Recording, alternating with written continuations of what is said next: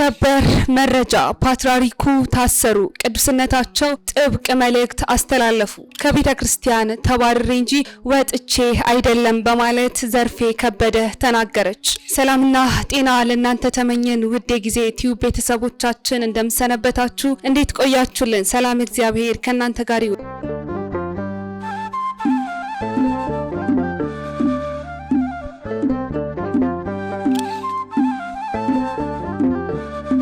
እንግዲህ በዛሬው የመረጃ ሰዓታችን ሰበር መረጃዎችን ይዘንላችሁ መተናል። እስከ መረጃችን ፍጻሜ ድረስ አብራችሁን ቆዩ። እንግዲህ በባለፉት ቀናቶች ላይ በተለያዩ ሚዲያዎች ላይ ቀርባ ከቅድስት ቤተክርስቲያን የወጣችበትን ምክንያት የተናገረችው ዘርፌ ከበደ በበርካቶች ዘንድ ውዝግብን አስነስታለች። ኢየሱስ በማለቴ ተባረርኩኝ፣ ሊገድሉኝ ሞከሩ የሚል የሐሰት ትርክት የተናገረችው ዘርፌ ከበደ ከበርካታ ኦርቶዶክሳውያን ተቃውሞ የቀረበባት ይገኛል። እንደሚታወቀው እንግዲህ የኢትዮጵያ ኦርቶዶክስ ተዋሕዶ ቤተክርስቲያን መሰረቷ እንዲሁም ጉልላቷ እና የዘወትር ምስጋናዋ ጌታችን መድኃኒታችን ኢየሱስ ክርስቶስ መሆኑ ይታወቃል። ታዲያ ኢየሱስ በማለቴ ተባረርኩኝ በማለት የተናገረችው ዘርፌ ከበደ የኢትዮጵያ ኦርቶዶክስ ተዋሕዶ ቅድስት ቤተክርስቲያን ኢየሱስ የሚለውን ቃል እንደምትጠላ እንዲሁም ደግሞ እንደማትፈልግ አድርጋ ለማሳየት የፈጠረችው የሐሰት ንግርት መሆኑንም በርካቶች ገልጸዋል። እንግዲህ እንደሚታወቀው በአሁኑ ሰዓት በቅድስት ቤተክርስቲያናችን ውስጥ እንግዲህ በአሁኑ ወቅት እስከ ዛሬቱ ሰዓት ድረስ በቅድስት ቤተክርስቲያናችን ውስጥ በርካታ በሺዎች የሚቆጠሩ የሰንበት ተማሪዎች፣ መምህራን፣ አገልጋይ ዘማሪያን ጌታችን መድኃኒታችን ኢየሱስ ክርስቶስን ስም እየጠሩ ውለው ያድራሉ። ይሁንና ዘማሪት ዘርፌ ከበደ ቤተክርስቲያን ውስጥ ኢየሱስ በማለቴ ተባረርኩ ያለችው ንግግር እውነት ቢሆን ኖሮ እነዚህ በሺዎች የሚቆጠሩ ኦርቶዶክሳውያን ዘማሪያን እንዲሁም ደግሞ ምእመኑ ሳይቀር ይባረር ነበር። ነገር ግን ይህ ንግግሯ ውሸትና ከእውነት ያፈነገጠ ሐሳብ መሆኑንም ትልቅ ማሳያ ነው። እንግዲህ እንደሚታወቀው ዘርፌ ከበደ በወቅቱ ከቅድስት ቤተክርስቲያን የተለየች ወይንም ደግሞ የወጣችው ከያሬዳዊ ዜማና ከአባቶች አስተምሮ ያፈነገጡ ተግባራት ላይ ተሳታፊ በመሆኗ እንዲሁም ከቅድስት ቤተክርስቲያን ስርዓት ውጭ የሆኑ መዝሙራትን በማውጣቷ ምክንያት እንደሆነ ሁላችንም እናስታውሳለን። ቅድስት ቤተክርስቲያንም ይህንን የተሳሳተ እርምጃ እንድታርም እንዲሁም በቀኖና ወደ ቅድስት ቤተክርስቲያን እንድትመለስ በርካታ እድሎችን ለዘርፌ ከበደ ሰጥታ እንደነበርም እናስታውሳለን። አሁን ድረስ ይህ እድልም አሁን ድረስ ለዘማሪት ዘርፌ ከበደ ተሰጥቷታል።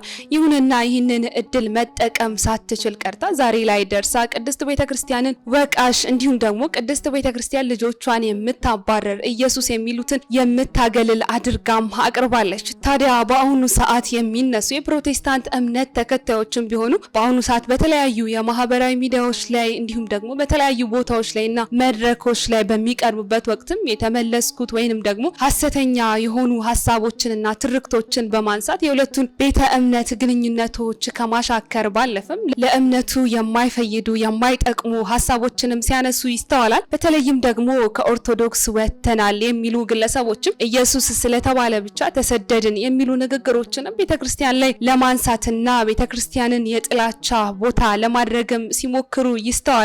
ስለሆነም ዘማሪት ዘርፌ ከበደ ኢየሱስ በማለቴ ተባረርኩ የሚለው ንግግሯ ለቤተክርስቲያን አዲስ አይደለም። ይህ ንግግርም የቤተክርስቲያንን ስርዓትና ዶግማ የጣሱ ግለሰቦች ራሳቸውን ጻድቅ ወይንም ደግሞ ተበዳይ አድርገው ለማቅረብ የሚጠቀሙበት የተለመደ ስልታቸው መሆኑን ልንገነዘብም ይገባል። ነገር ግን በቤተክርስቲያን ውስጥ ያለውን ጥልቅ የክርስቶስን ፍቅርና የጸጋ በረከት የምናውቅ እኛ ምስክሮች ሆነንም ልንቀርብ ይገባልም እንላለን። እኛ ኦርቶዶክሳውያን እንዲህ ባሉ ንግግሮችም ልንሸበር እንዲሁም ደግሞ በውስጣችን ውዝግብ ሊፈጠርም አይገባም የሚል መልእክትም ልናስተላልፍ እንወዳለን። እውነትን በሐሰት ለሚሸፍኑ እንዲሁም ደግሞ እናት ቅድስት ቤተክርስቲያንን በባዕድ መድረክ ለሚከሱ ወገኖችም እግዚአብሔር አምላክ ልቦና እንዲሁም ደግሞ መመለስን እንዲሰጣቸውም እንመኛለን። ሌላኛው መረጃችን ደግሞ የብፁዕ ቅዱስ አቡነ ማትያስን አሁን ያዝነውን የአብይ ጾምን በማስመልከት የሰጡትን መልእክታቸውን የሚመለከት ይሆናል።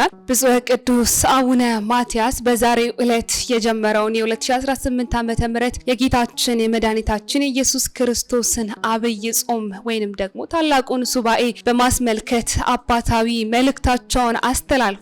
በመልእክታቸውም ቅዱስነታቸው ጾም መጾም ከፍቅረ መባነት ወይንም ደግሞ ከፍቅረ ንዋይና ከፍቅረ ሲመት ፍላጎት ጨርሶ ቅዱስነታቸው በመልእክታቸው ጾም መጾም ከፍቅረ መባዕልት ከፍቅረ ነዋይና ከፍቅረ ሲመት ፍላጎት ጨርሶ መራቅ መሆኑንም ገልጸዋል። የጾም ዋና ዓላማውም ፍላጎትን መግራት እንዲሁም ደግሞ በምትኩ መንፈሳዊ ፍላጎትን ማጎልበት እንደሆነም ተናግረዋል።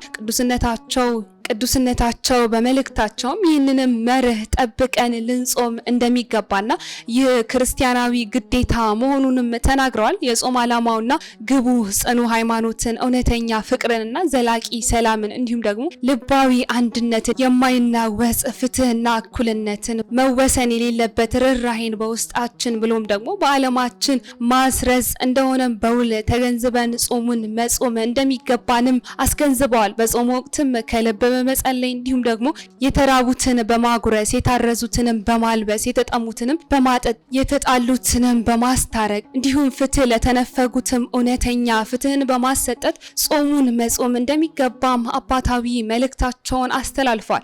በመጨረሻም ቅዱስነታቸው በመልእክታቸው የሕዝባችንንና የሀገራችንን የራስ ምታት ሆኖ የሚገኘውን ያለመግባባት ዝንባሌ ለመቅረፍ እንዲሁም ደግሞ የጠፋብንን አንድነት ለመመለስም ከልብ በመጸለይ እንዲሁም የተራቡትን በማጉረስ የታረዙትን በማሰብ ጾሙን ልንጾም እንደሚገባም ብፁዕ ቅዱስ አቡነ ማቲያስ በመልእክታቸውም አስተላልፈዋል። ሌላኛው መረጃችን ደግሞ የአርሜኒያ ኦርቶዶክስ ቤተክርስቲያን ፓትርያርክ በቁጥጥር ስር ስለመዋላቸው የሚያሳዩ ዘገባዎችን የሚመለከት ይሆናል። ቅዱስነታቸው ማለትም የአርሜኒያው ፓትርያርክ ካቶሊኮስ በቁጥጥር ስር መዋላቸውን እንዲሁም የጉዞ እገዳ እንደተጣለባቸውም ተሰምቷል። በአርሜኒያ መንግስትና በሀገሪቱ ጥንታዊ የአፖስቶሊክ ቤተክርስቲያን መካከል ያለውን ውጥረት አዲስ ምዕራፍ ላይ የደረሰ ይመስላል። በኦስትሪያ የሚካሄደውን ዓለም አቀፍ የጳጳሳት ጉባኤ ለማደናቀፍን በሚመስል መልኩ እንግዲህ የአርሜኒያ መንግስት በፓትርያርኩ ወይም ካቶሊኮስ ላይ ከባድ የህግ እርምጃ መውሰዷም ተሰምቷል። በኦስትሪያ መዲና ቪየና ከየካቲት 16 እስከ የካቲት 19 ቀን ሊካሄድ ከታቀደው ጉባኤ 2 ቀን ቀደም ብሎም የአርሜኒያ አቃቤ ህግ በብፁዕ ቅዱስ ካሪኪን ዳግማዊ ላይ የወንጀል ክስም መስርቷል። ፓትርያርኩ ወደ ኦስትሪያ ለጉባኤ እንዳይሄዱ ከሀገር የመውጣት እገዳም እንደተጣለባቸውም ተሰምቷል።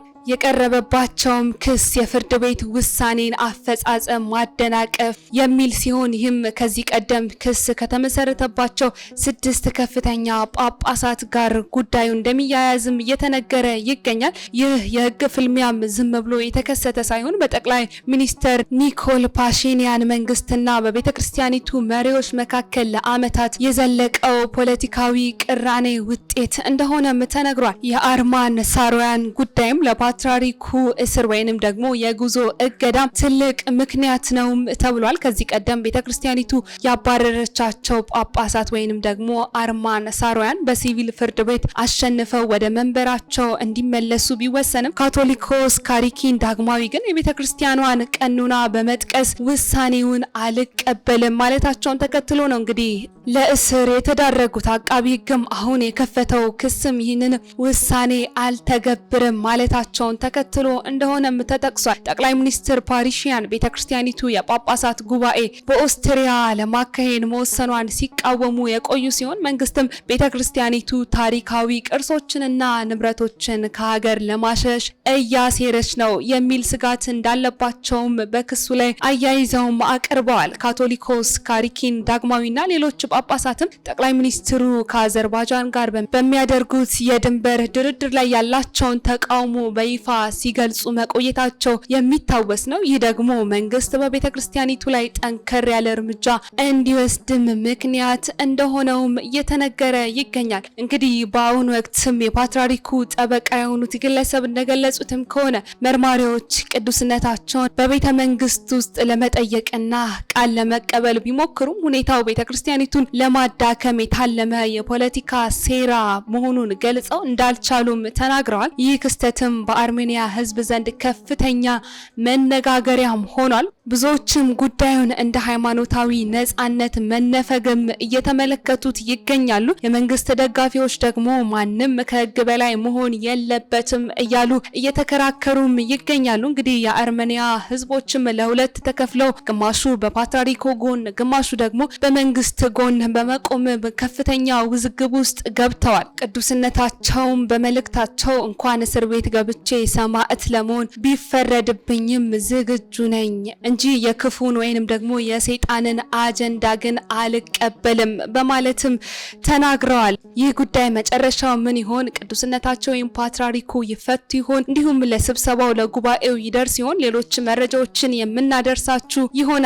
ውድ የጊዜ ቲዩብ ቤተሰቦቻችን ለዛሬ ያዝንላችሁ መረጃችን ይህንን ይመስል ነበር። በሌላ መረጃ እስክንገናኝ ድረስ ሰናይ ጊዜ ለእናንተ ተመኘ።